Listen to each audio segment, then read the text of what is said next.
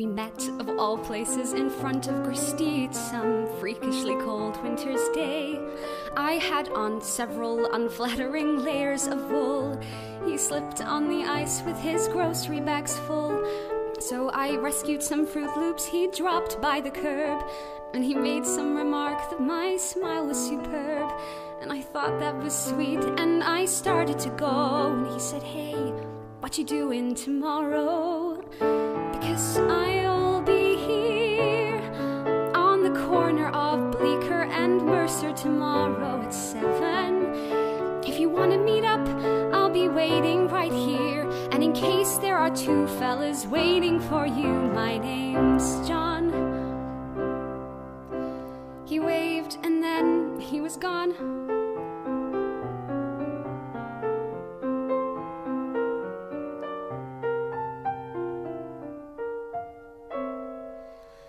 Needless to say, I went back there to meet him, mostly to see if he'd show.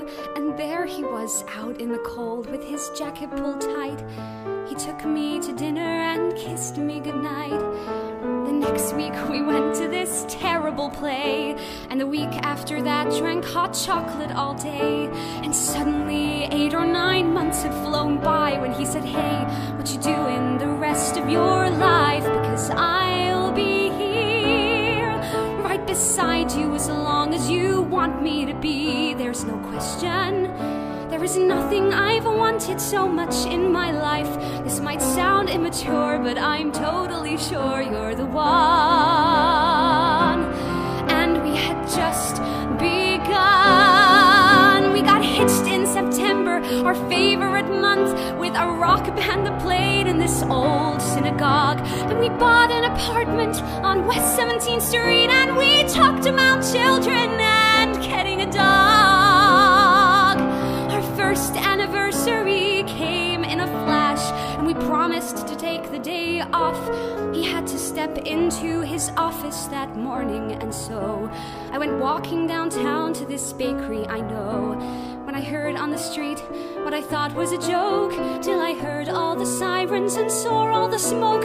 So I'm running back home with this feeling of dread, to the voicemail he left, with the last words he said.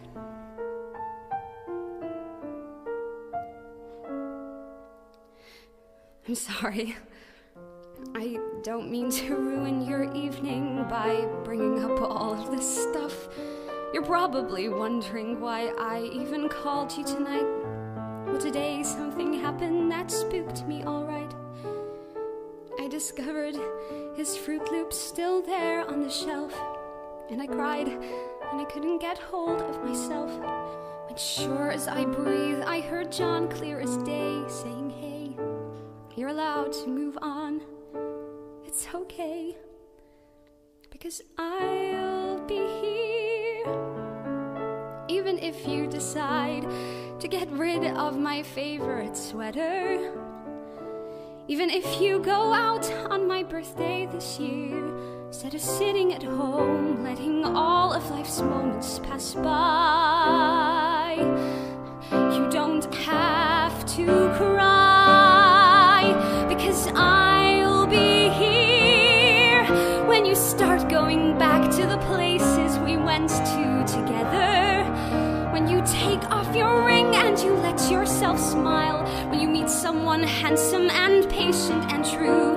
When he says that he wants to be married to you. When he calls you one night and he meets you downtown, and you finally answer him yes. Yes, Jason, I will marry you. I will give you my heart. It has taken so long, but I'm ready to start. Right now, John's whispering congrats in my ear, 'cause I finally let myself tell you that I will be here.